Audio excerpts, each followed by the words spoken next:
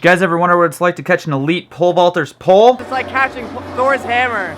Like you just catch it, it's like, and you're like, oh, it's so satisfying. And it's like, oh yeah. Coach Rick's son. Welcome to the pole vault vlog. This is the pole vault channel. It's not really a vlog, right? Pole vault channel.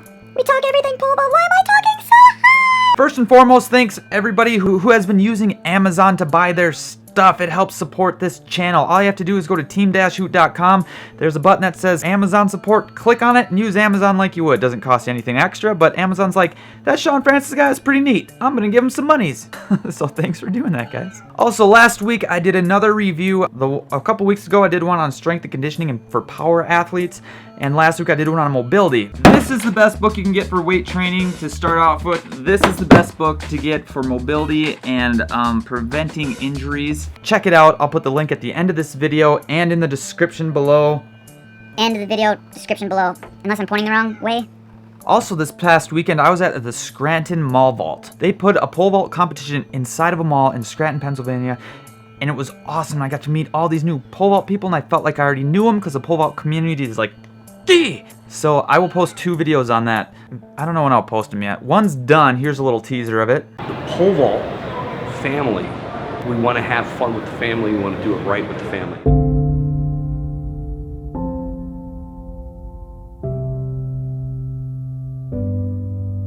And we put this all together with a large group of people, and everybody left here with a positive feeling.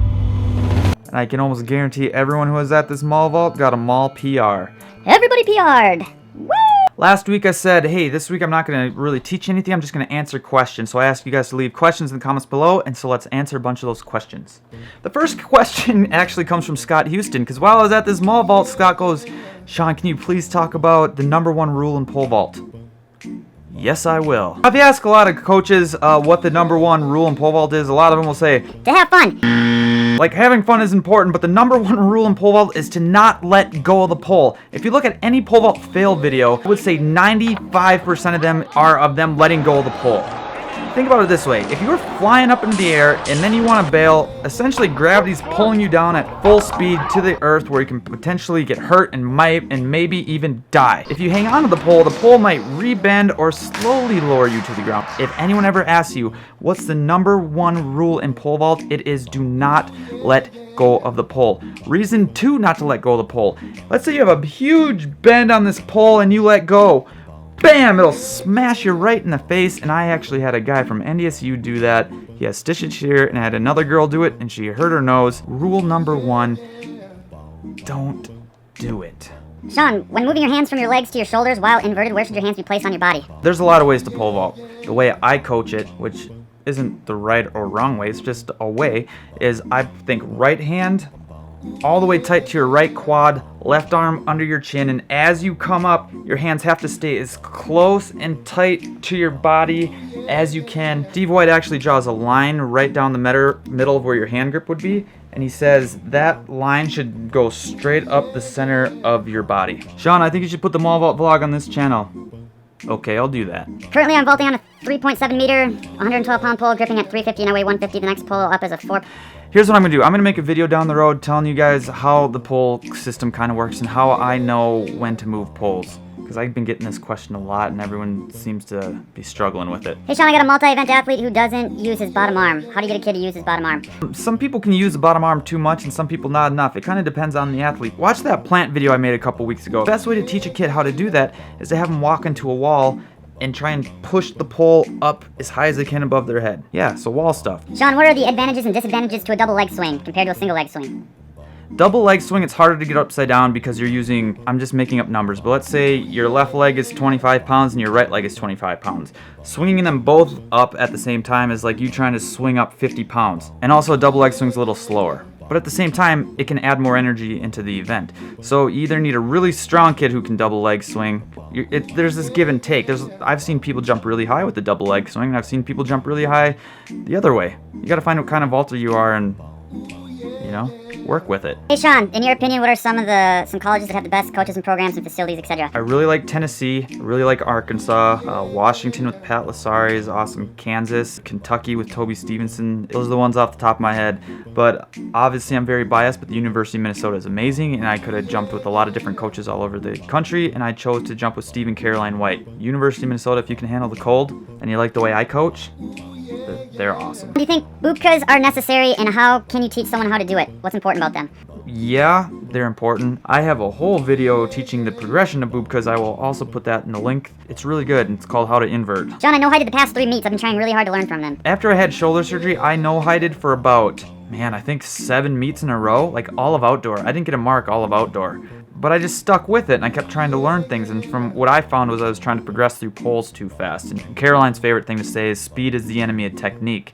So I was just trying to do things way too fast for what my brain and body could handle at the time. 7 no-heights in a row was a hard lesson to learn, but I've learned it now. Alright, last one here. What do I do about a toxic, unknowledgeable coach? My coach doesn't seem to want us to get any better, and he will not let us record our vaults. He says we should know what we are doing and don't need to see it in video. Advice?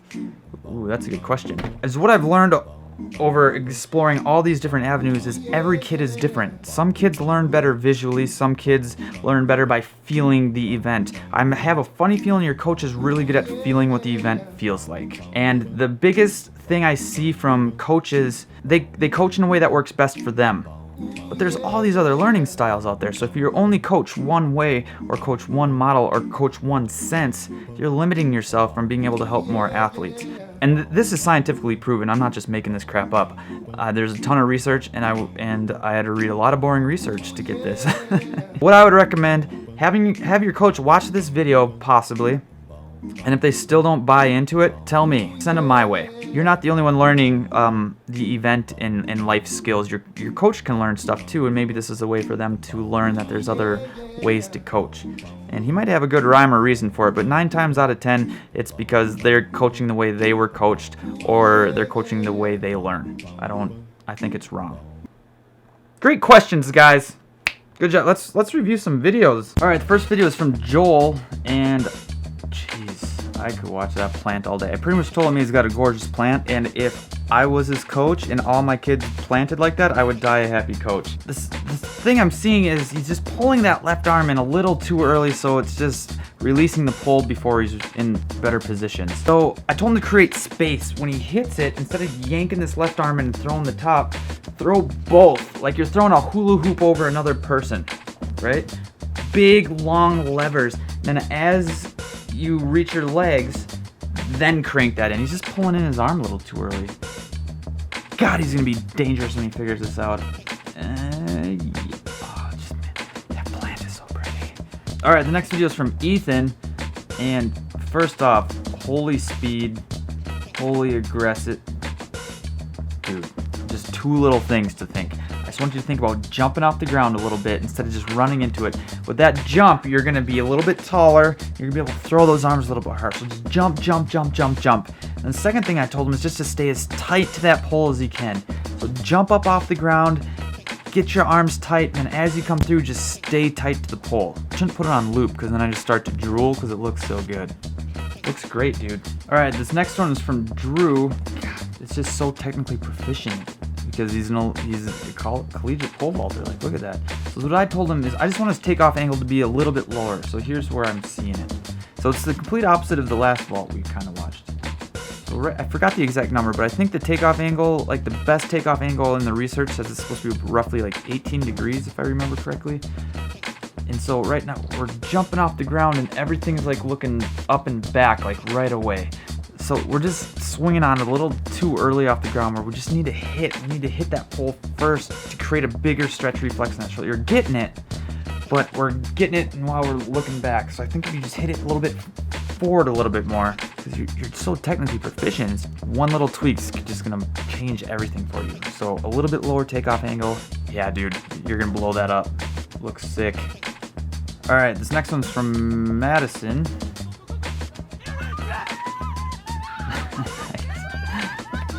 Oh man, look at the celebration. She sent me another video. Let's check this out. Same jump, different angle. She goes flying off the pit. Yeah, that's awesome. So is what I told her is she was trying to figure out how to turn and how to hit the pole. So just like I said in the Q&A, plant into the wall. Plant into the wall. Feel what it feels like to push up into the pole. And elbow out is harder. Elbow in makes that easier. Just a little tweak there. And then for the turn, it's just connecting that hand to your quad, and then the connection usually makes you turn. So left hand in tight, right hand right on your quad, and just keep everything as tight to your body as you can. As soon as you get away from it, that's where you start losing it. So good. I love it. Yeah, keep me updated on the progress. All right, last but not least, this one's Kyle. Nice. I know I sound like a broken record again, but arms are up, everything looks great. It's just throwing everything a little harder. And if you think you're running as fast as you can, if you think you're hitting the plan as hard as you can, if you think you're swinging as hard as you can, you can swing more.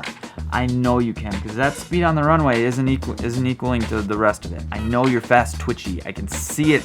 I can see it. Again, these loop things making me drool.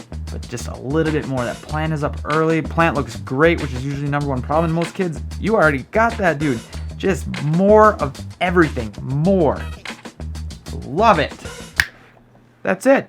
2 more things and then we'll get out of here. I want to keep these videos as far away from pole vault power as what happened on. I love pole vault power, but a little bit farther than what happened on there. It seemed like there was a lot of kids asking for help, and then 30 coaches telling them all 30 different things. Because, as I've said, there are a lot of ways to pole vault. And then the kid comes out even more confused and nightmare.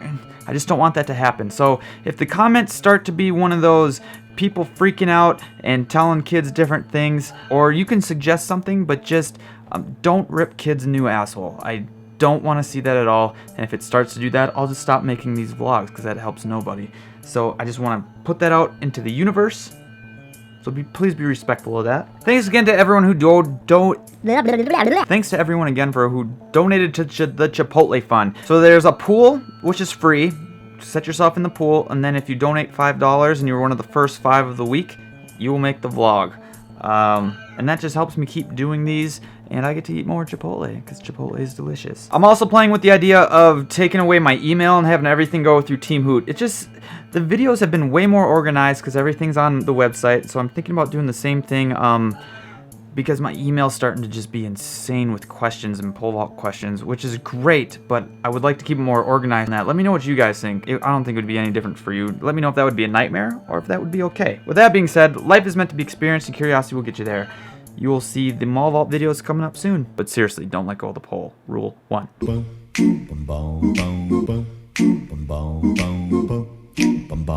yeah, yeah. Bum, bum, bum.